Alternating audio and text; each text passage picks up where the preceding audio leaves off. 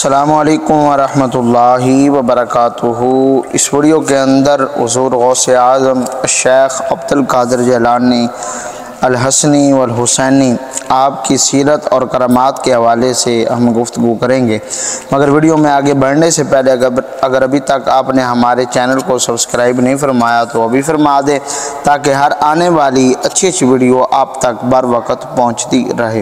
حضور غوث اعظم رحمۃ اللہ تعالی علیہ بیت کے لیے اس وقت کے کامل ولی حضرت شیخ ابو سعید مبارک علیہ رحمہ کے پاس تشریف لے گئے۔ حضرت شیخ ابو سعید مبارک رحمۃ اللہ تعالی علیہ نے آپ کو حلقہ بیت میں لیتے ہوئے اپنے ہاتھ سے کھانا کھلایا، جو لقمہ حضرت شیخ ابو سعید مبارک رحمۃ اللہ تعالی علیہ کے ہاتھ سے حضور غوث اعظم کے شکم میں جاتا، آپ فرماتے ہیں کہ وہ ہر لقمہ میرے باطن میں ایک نور بھر دیتا۔ عوارف المعارف میں ہے کہ ایک شخص نے آپ سے نکاح کے متعلق پوچھا تو آپ نے فرمایا کہ میں نکاح نہیں کر رہا تھا، مگر ایک رات نبی پاک صلی اللہ علیہ وآلہ وسلم خواب میں تشریف لائے اور مجھے نکاح کا حکم دیا۔ میں نے سرور کونین صلی اللہ علیہ وآلہ وسلم کے حکم پر نکاح کیا تو اللہ تعالیٰ نے مجھے 4 بیویاں عطا فرمائی، سب مجھ سے کامل محبت رکھتی تھی۔ 511 ہجری میں آپ رحمۃ اللہ تعالی علیہ بغداد کی طرف آ رہے تھے کہ ایک بیمار اور نجیف البدن نے آپ کو قریب بلا کر سہارا مانگا۔ آپ فرماتے ہیں کہ میں اس کے قریب گیا تو کیا دیکھا کہ نہایت ہی کمزور اور مرجھایا ہوا اس کا چہرہ اور قریب المرگ ہے۔ میں نے جب اسے سہارا دیا تو وہ ایسے کھڑا ہو گیا جیسے بیمار تھا ہی نہیں۔ مجھے بڑی حیرت ہوئی کہ آخر یہ کون ہے۔ میں نے اس سے پوچھا تو کون ہے؟ تو اس نے کہا ہے عبد القادر جیلانی، میں تیرے نانا جان سرور کونین صلی اللہ علیہ وآلہ وسلم کا دین اسلام ہوں۔ میں بالکل مرنے کے قریب تھا کہ آپ نے مجھے سہارا دے کر دوبارہ زندہ کر دیا۔ آج سے آپ کا لقب محی الدین یعنی دین کو زندہ کرنے والا ہے۔ آپ فرماتے ہیں کہ یہ بات میں نے کسی کو نہیں بتائی اور میں بغداد کی جامع مسجد کی طرف بڑھا۔ جیسے ہی جامع مسجد کے دروازے پر پہنچا تو ایک شخص میرے جوتے اٹھانے لگا۔ جب میں نے اس کی طرف دیکھا تو کہنے لگا السلام علیکم یا سیدی محی الدین۔ یہ سن کر میں حیران رہ گیا۔ نماز کا وقت ہو چکا تھا۔ میں نے مسجد میں نماز ادا کی۔ نماز کے بعد پوری مسجد میں یا سیدی محی الدین کا نعرہ بلند ہوا۔ آپ فرماتے ہیں کہ میں سمجھ گیا کہ رب تعالی نے مجھے اپنے دین کی خدمت کے لیے چن لیا ہے۔ آپ رحمۃ اللہ تعالی علیہ فرماتے ہیں کہ میں نے اس خیال سے واز کہنا شروع کیا کہ میں اجمی ہوں۔ ایک رات خواب میں نبی کریم صلی اللہ علیہ وآلہ وسلم تشریف لائے اور اپنا لعاب دہن میرے منہ میں داخل فرمایا۔ پھر حضرت مولا علی شیر خدا کرم اللہ تعالی وجہ الکریم تشریف لائے، انہوں نے بھی اپنا لعاب دہن میرے منہ میں داخل فرمایا اور مجھے واز کا حکم دیا اور مجھ پر ابواب سخن کھول دیے۔ حضور غوث اعظم رحمۃ اللہ تعالی علیہ نے پہلا واز ماہ شوال 521 ہجری میں فرمایا۔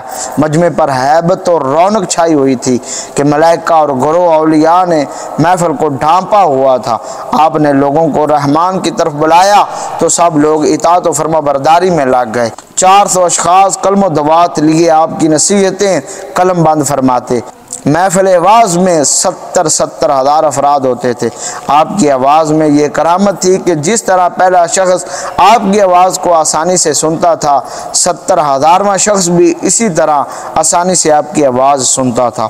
11ویں صدی کے مجدد محقق علی الاطلاق حضرت شیخ عبد الحق محدث دہلوی رحمۃ اللہ تعالی علیہ اپنی کتاب اخبار الاخیار میں فرماتے ہیں کہ آپ کی محفل میں انبیاء کرام علیہ السلام، اولیاء کرام، جنات اور ملائکہ تشریف لاتے اور حضرت خضر علیہ السلام تو اکثر تشریف لاتے۔ جب آپ خوف خدا پر بیان فرماتے تو لوگ دھاڑے مار مار کر روتے اور بعض تو خوف خدا سے ہی جان بھاگ ہو جاتے۔ ایک مرتبہ دوران واز بارش شروع ہو گئی۔ آپ جلال میں آ گئے اور بارش کو مخاطب کر کے فرمانے لگے میں جمع کرتا ہوں اور تو منتشر کر دیتی ہے۔ بس آپ کا یہ کہنا تھا کہ پورے بغداد میں بارش ہوتی رہی مگر محفل میں ایک قطرہ بھی نہ گرا۔ ایک مرتبہ دوران واز اوپر چیل نے شور مچانا شروع کر دیا۔ کچھ دیر آپ دیکھتے رہے مگر وہ خاموش نہ ہوئی تو آپ نے ہوا کو حکم دیا کہ اس چیل کے 2 ٹکڑے کر دے۔ اسی وقت چیل کے 2 ٹکڑے ہو گئے۔ سرکار بغداد اپنی مسند پہ آنے کے بعد فرماتے، اے غلام، ہماری نشست و واز کے بعد حاضری میں دیر نہ کیا کر، ولایت یہاں میں سے ملتی ہے، درجات اعلیٰ یہاں سے سرفراز ہوتے ہیں۔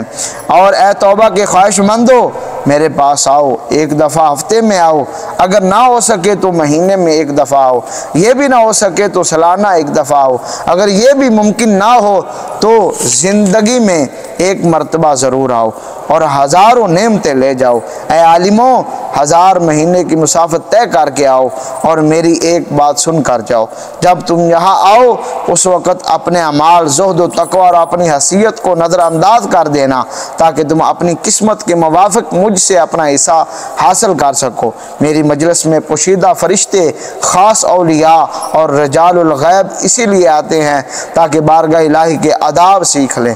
ایک مرتبہ وجد و حال کی کیفیت میں فرمایا، اے روزہ دارو، اے شب بیدارو، میں محفوظ رہنے والو، اے پہاڑوں میں بیٹھ کر عبادت کرنے والو، تمہارے پہاڑ پست ہو جائیں، اے احکام الہی کو مانو، میں اللہ کے حکم بیان کر رہا ہوں۔ اے طلبگاران حق، ابدال و اقتاب، اے پہلوانوں، نوجوانوں، آؤ اور اللہ کے بے ساحل دریائے فیض سے جو چاہو لے لو۔ نیک بخت اور بد قسمت سب ہی میرے پاس اپنی آرزوئیں لاتے ہیں، میں لوح محفوظ کی عبارتیں پڑھتا رہتا ہوں، میں دریائے علم کا غوطہ خوار ہوں، میں مشاہدے تجلیات الہی میں مستغرق ہوں، تم سب پر میں اللہ تعالیٰ کی حجت ہوں۔ اے مشرق والو، اے مغرب والو، اے زمین والو، اے آسمان والو، مجھ سے میرے رب نے فرمایا، اے عبدالقادر، تم وہ چیزیں جانتے ہو جو وہ نہیں جانتے۔ مجھے ہر روز 70 مرتبہ حکم دیا جاتا ہے کہ یہ کام کرو، ایسا کرو۔ اے عبدالقادر، تجھے میری قسم ہے، کھا لو، تمہیں میری قسم ہے، پی لو، میں تم سے باتیں کرتا ہوں اور تمہیں امن میں رکھتا ہوں۔ حضور غوث پاک رحمۃ اللہ تعالی علیہ نے مزید فرمایا کہ جب میں گفتگو کرتا ہوں تو رب فرماتا ہے، مجھے اپنی قسم یہ بات پھر کہو کیونکہ تم سچ کہتے ہو۔ اگر میرے منہ میں شریعت کی لگام نہ ہوتی تو میں تمہیں ان چیزوں کی بھی خبر دیتا جو تم کھاتے ہو، جو تم پیتے ہو، جو تم اپنے گھروں میں چھپا کر آتے ہو۔ میں رسول اللہ صلی اللہ علیہ وآلہ وسلم کا نائب اور آپ کا زمینی وارث ہوں۔ اس کے بعد فرمایا، آدمیوں کے پیر، جنات کے پیر اور فرشتوں کے پیر ہیں اور میں ان سب کا پیر مرشد ہوں۔ امید کرتے ہیں کہ آپ کو یہ ہماری ویڈیو اچھی لگی ہوگی، اپنے دوستوں کے ساتھ بھی شیئر کیجئے گا۔ انشاءاللہ نیکسٹ ویڈیو میں بھی ہم حضور غوث اعظم کی کرامات کا ذکر کریں گے اور ان ویڈیو کو زیادہ سے زیادہ شیئر کیجئے گا۔ والسلام۔